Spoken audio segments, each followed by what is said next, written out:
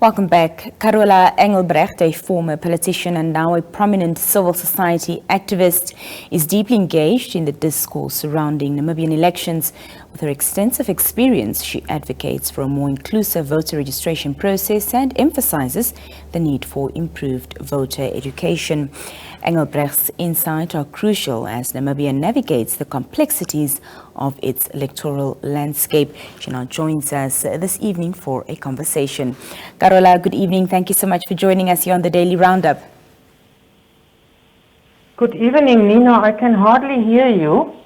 I will try to project a little bit. Thank you for joining us, Carola. Yeah, that's fine. Carola, thank you. How do you assess the current voter registration process in Namibia, and perhaps some improvements that you would suggest, if any?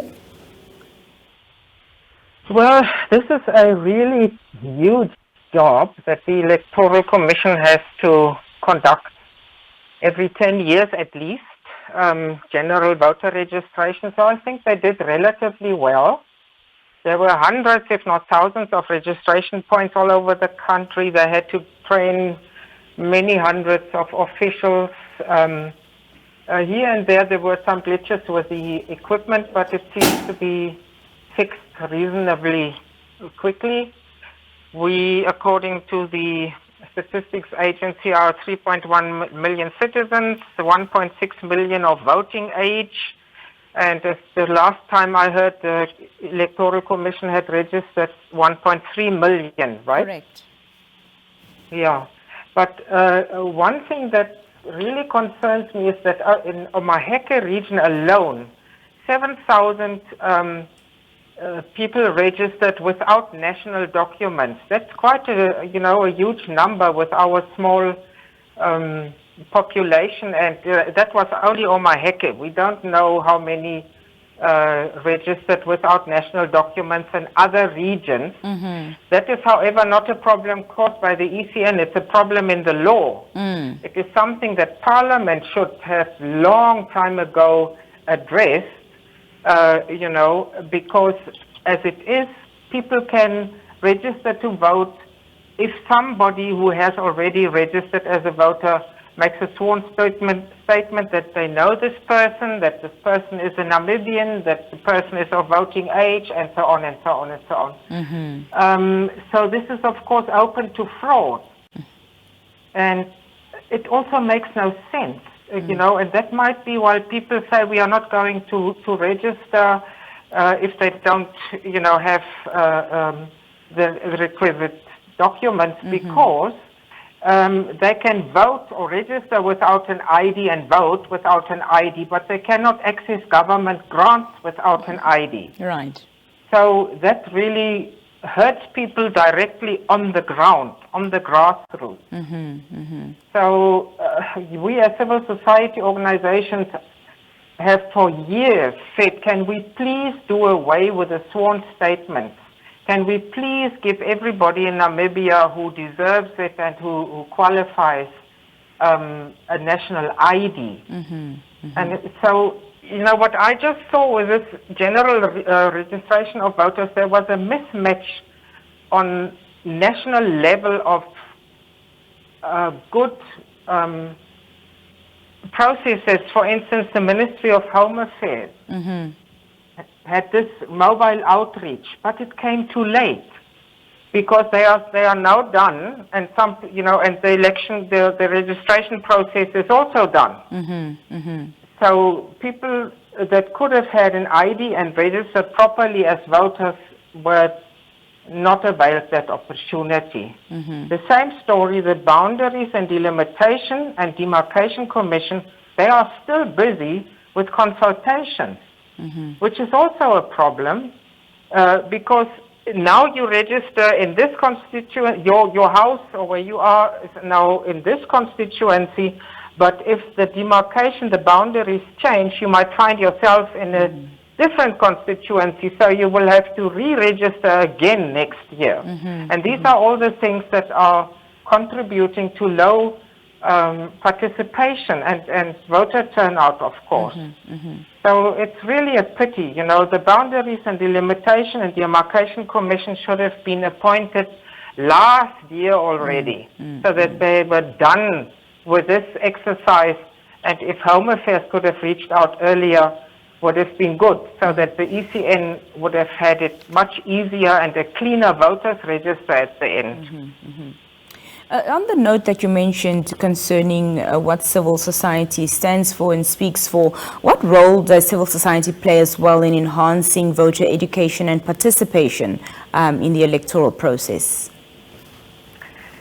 We don't have any specific, civil society organizations that are only going about for electoral issues, but they do voter education in many other things. Both voter education, civic education. There's usually funding for election-related matters, of course not millions, but it comes only every 5 years, and the expertise is not built in civil society because it's usually young people who are interested to become election observers. And also work for civil society, but they get trained and then they move on to greener pastures. But of course, civil society organizations like the Namibia Institute for Democracy, the Institute for Public Policy Research, the Action Coalition, and so on, they do voter education. But like I said, funding specifically for that is not there. The funding for that is at government level. The Electoral Commission of Namibia insisted that voter education be included in the new Electoral Act as their specific domain. And they have a specific budget for voter education. But what comes out of it is really disappointing. The ECN has regional offices, and I wonder what are these people doing, between elections, during elections, because they have permanent staff. There are youth ambassadors.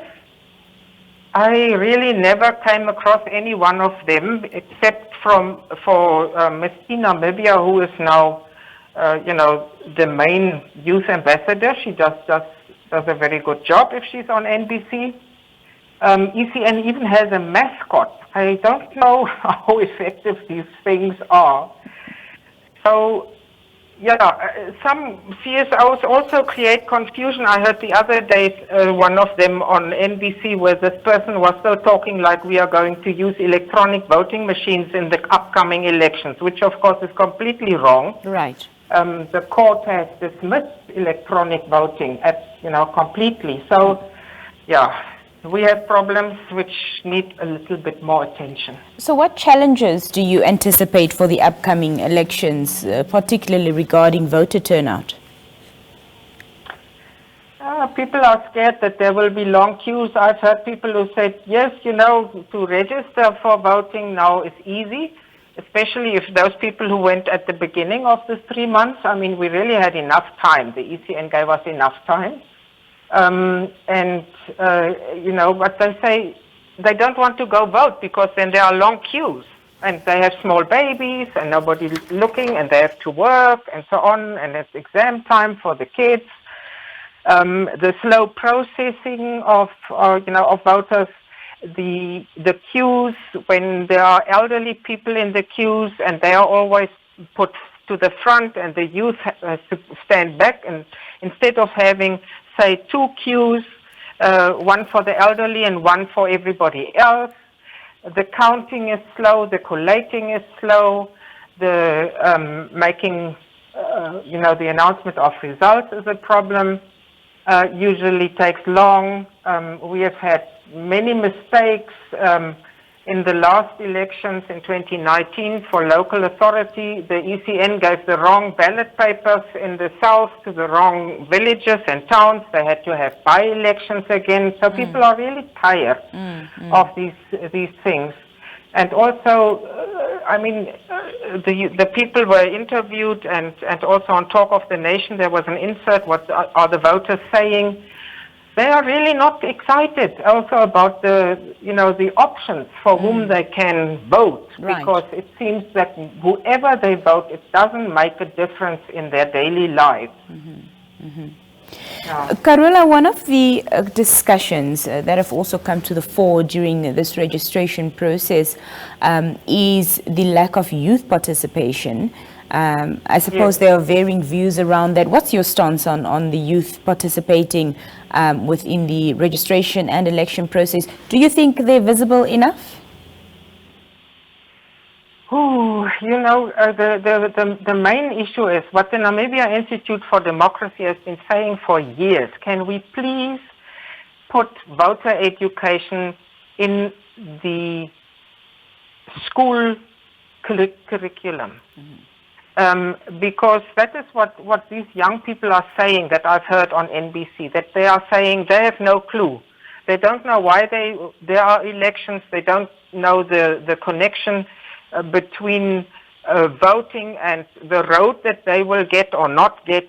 They don't understand where the money goes that the state has. What do elections have, influence how the national budget is allocated?